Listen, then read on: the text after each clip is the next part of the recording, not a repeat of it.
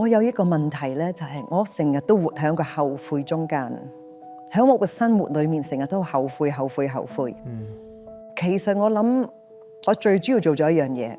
就係我試過而家喺度所謂叫裸辭，因為我個上司係當住一啲朋友或同事嘅面前奚落我，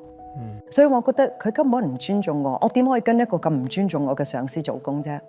咁然之後我就覺得我同其他身邊唔係我嘅同事嘅朋友研究，我覺得我可唔可以離開呢個困局？我可唔可以離開呢個工作環境？咁當然啦，每一個人出嚟打工最緊要就係咩啊？就係嗰個 paycheck 啫嘛，係咪？